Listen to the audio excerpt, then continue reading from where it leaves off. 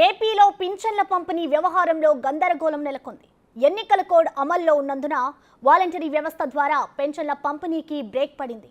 పింఛన్లను ఇళ్ల వద్దకు కాకుండా గ్రామ, వార్డు సచివాలయాల వద్ద పంపిణీ చేయాలని సెర్ఫ్ సీఈఓ ఆదేశాలు జారీ చేశారు. అయితే ఎండలు మండుతున్న వేళ పింఛనుదారులు సచివాలయాలకు రావడం కష్టతరమవుతుందని ఇళ్ల వద్దకే వెళ్లి పంపిణీ చేసేలా చర్యలు చేపట్టాలని ప్రభుత్వ ప్రధాన కార్యదర్శి జవహర్ రెడ్డిని టీడీపీ బృందం కలిసి విజ్ఞప్తి చేసింది.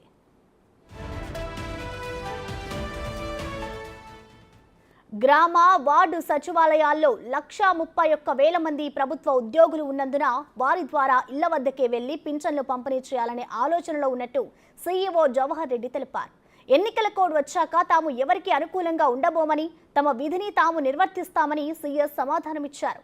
పింఛన్ల పంపిణీకి అవసరమైన సొమ్ము ప్రభుత్వ ఖజానాలో ఉందని ఆయన తెలిపారు. ఎన్నికల కమిషన్ సూచనల మేరకు పింఛన్ల పంపిణీకి త్వరలోనే చర్యలు తీసుకుంటామని జవహర్ రెడ్డి తెలిపారు.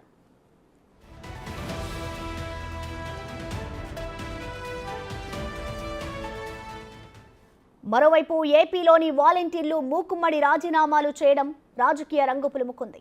వాలంటీర్లపై టీడీపీ, ఈసీకి ఫిర్యాదు చేసినందువల్లే రాజీనామాలు చేస్తున్నారని వైసీపీ ఆరోపిస్తోంది. వాలంటీర్లను అడ్డుపెట్టుకుని వైసీపీ రాజకీయాలు చేస్తుందని ఇటు టీడీపీ కౌంటర్ ఇచ్చింది. ఎలక్షన్ విధులలో పాటు ప్రభుత్వ పథకాల పంపిణీలో పాల్గొనొద్దంటూ ఈసీ ఆదేశాలు జారీ చేయడంతోనే వాలంటీర్లు రాష్ట్ర వ్యాప్తంగా పెద్ద ఎత్తున రాజీనామా చేస్తున్నారు. దీనికి సంబంధించిన కంప్లీట్ డీటెయిల్స్ మా ప్రతినిధి శివని అడిగి తెలుసుకుందాం. శివ, చెప్పండి, ఏపీలో పింఛన్లు పంపిణీ చేయడానికి అయితే ఒక గందరగోళం నెలకొందనే చెప్పుకోవాలి. ఇటు వాలంటీర్లు కూడా రాజీనామాలు చేస్తున్నారు. అసలు దీనికి కారణాలు ఏంటి? ఏపీలో ప్రస్తుతం రాజకీయం ఏ విధంగా ఉంది శివ? ప్రసన్న, మొత్తం మీద చూసుకుంటే ఆంధ్రప్రదేశ్ రాజకీయం వాలంటీర్ వ్యవస్థ చుట్టూ తిరుగుతున్నాయి.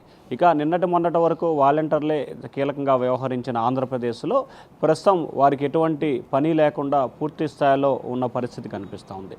తాజాగా పెన్షన్లకు సంబంధించి రాష్ట్ర వ్యాప్తంగా దాదాపుగా 66 లక్షల మంది పెన్షన్లకి ప్రతి నెల 1 నుంచి 5వ తేదీలోపు వాలంటీర్లు ఇంటికి వెళ్ళి మరి ఇస్తారు.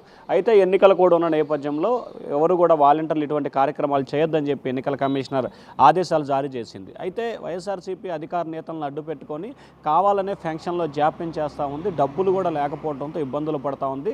దాన్ని కప్పిపుంచేందుకే ప్రతిపక్షాలపై ఆరోపణలు చేస్తూ ఉందని చెప్పి టీడీపీ ఆరోపిస్తోంది. మరొక వైపు వృద్ధుల్ని, వికలాంగులని ఇబ్బందులు పెట్టే ఉద్దేశంతో ప్రతిపక్షాలు కుట్రపూనాయి. వాలంటీర్ల వల్ల ఎటువంటి ప్రయోజనం లేదు, వారు ఇన్ని సంవత్సరాలు ఇచ్చారు, కేవలం 2-3 ఏళ్ళు ఇవ్వనంత మాత్రాన వారంతా జగన్కి మద్దతు పలుకుతారా పలకరా అని చెప్పి వైసీపీ నేతలైతే తీవ్రస్థాయిలో మండిపడుతున్న పరిస్థితి కనిపిస్తోంది.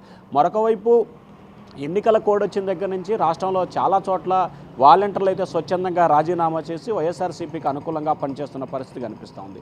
ఇక ఎన్నికల కోడ్ అమల్లోకి వచ్చిన తర్వాత ఈసీ చర్యలు తీసుకున్న తర్వాత నిన్న ఒక్కరోజే మచిలీపట్నం, కృష్ణా జిల్లా మచిలీపట్నంలో దాదాపుగా 1240 మంది వాలంటీర్లు రాజీనామా చేశారు. వీరందరికీ రాజీనామా పత్రాలు అయితే అధికారులకు అందజేయడం జరిగింది. అయితే మాజీ మంత్రి పేర్నేని నాని సొంత నియోజకవర్గం మచిలీపట్నంలోనే ఈ వ్యవహారం అయితే జరిగింది. ఆయన దీనికి సంబంధించి కూడా స్పందిస్తూ అది రాజకీయాలతో సంబంధం లేదు, వారి వ్యక్తిగత విషయం అని చెప్పి చెప్తా ఉన్న పరిస్థితి కనిపిస్తోంది. మరొక వైపు ప్రస్తుతం సంబంధం చూసుకుంటే కనుక మార్చి 31 తర్వాత ఏప్రిల్ 1వ తేదీన బ్యాంకులు ఉండవు. 2వ తేదీన ఈరోజు బ్యాంకుల నుంచి డబ్బులు డ్రా చేసి రేపటి నుంచి రాష్ట్ర వ్యాప్తంగా కూడా పెన్షన్ల పంపిణీని అధికారులు సచివాలయ, గ్రామ, వార్డు సచివాలయ సిబ్బంది ద్వారా పంపిణీ చేసే అవకాశాలు అయితే కనిపిస్తున్నాయి. రాష్ట్ర వ్యాప్తంగా దాదాపుగా 15 లక్షలకు సంబంధించి దాదాపుగా ఎవరైతే వీరంతా గ్రామ సచివాలయ సిబ్బంది ఉన్నారో 15,000 మంది పైగా ఉన్న నేపథ్యంలో వీరందరికీ సంబంధించి ఒక్కొక్క సచివాలయ పరిధిలో యావరేజ్ని చూసుకుంటే 30 నుంచి 40 మంది కంటే ఎక్కువ కూడా పెన్షన్లు ఇచ్చే అవకాశం ఉండదు. సో ఈ నేపథ్యంలోనే గ్రామ, వార్డు సచివాలయ సిబ్బంది ద్వారా గతంలో మాదిరిగానే డోర్ డెలివరీ చేసే ప్రయత్నాలు చేయాలని చెప్పి టీడీపీ అలాగే మిగిలిన రాజకీయ పక్షాలు కూడా ఎన్నికల కమిషన్ అలాగే సీఎస్ని కూడా కోరిన పరిస్థితి కనిపించింది. మరొక వైపు వైఎస్ఆర్సీపీ మాత్రం ఖచ్చితంగా వాలంటీర్ల విషయాన్ని మాత్రం రానున్న ఎన్నికల్లో లబ్ధి పొందేందుకు ఇటు వైఎస్ఆర్సీపీ కానీ ఇటు టీడీపీ కానీ 2 పార్టీలు కూడా ఎవరికి తోచిన విధంగా వారు రాజకీయంగా లబ్ధి పొందేందుకు శాయశక్తులా కృషి చేస్తున్న పరిస్థితి కనిపిస్తూ ఉంది. అయితే ఎన్నికల అధికారులు మాత్రం ఖచ్చితంగా దీన్ని పూర్తి స్థాయిలో పరిశీలన అయితే చేస్తూ ఉన్నారు. మరొక వైపు రాష్ట్ర వ్యాప్తంగా వాలంటీర్లు రాజీనామా ప్రక్రియ కొనసాగుతున్నప్పటికీ ఎన్నికల సంఘం మాత్రం ఇవాళ డబ్బులు విడుదల చేసి అంత క్యాష్ ఇవ్వాలి కాబట్టి రేపటి నుంచి పంపిణీ చేసేందుకు ఏర్పాట్లు చేస్తున్నారు. మరొక వైపు టీడీపీకి సంబంధించి నుంచి కూడా రాష్ట్ర వ్యాప్తంగా వాలంటీర్లతో ఎటువంటి ప్రభుత్వ సంక్షేమ కార్యక్రమాలు పంపిణీ చేయడానికి వీల్లేదని చెప్పి స్పష్టమైన ఆదేశాలు ఇవ్వాలని నిన్న కూడా మరొక ఫిర్యాదు చేసిన పరిస్థితి కనిపించింది. సో ఓవరాల్గా చూసుకుంటే ఆంధ్రప్రదేశ్లో ఫంక్షన్ చుట్టూ వాలంటీర్ల చుట్టూ అయితే ఆంధ్రప్రదేశ్ రాజకీయం తిరుగుతూ ఉంది. సో రేపటి నుంచి రాష్ట్ర వ్యాప్తంగా ఫంక్షన్ పంపిణీ శ్రీకారం చుట్టబోతా ఉన్నారు. ఈ శివ ఇటు ఈ పింఛన్ల పంపిణీకి సంబంధించి ఈసీ ఏదైనా గడువు విధించిందా?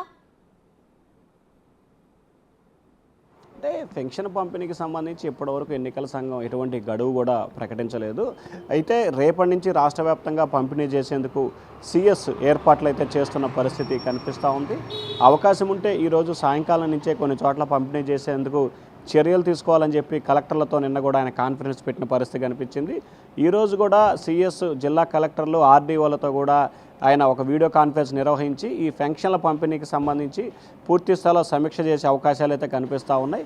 ఇప్పటివరకు ఎన్నికల సంఘం కానీ సిఎస్ కానీ ఎటువంటి గడువు పెట్టలేదు. కానీ ఇప్పటివరకు వాలంటీర్లు ఇవ్వడంతో సడన్గా ప్రభుత్వ అధికారులు పెన్షన్ ఇవ్వాలంటే కొంత జాప్యం జరిగే అవకాశం కల్పిస్తూ ఉంది. కాబట్టి రేపటి నుంచి 10వ తేదీ వరకు ఈ పెన్షన్ల ప్రక్రియ నిరంతర ప్రక్రియ జరిగే అవకాశం కనిపిస్తూ ఉంది. గతంలో వాలంటీర్లు ఇస్తే 5 రోజులు బట్టే అవకాశం ఉంది.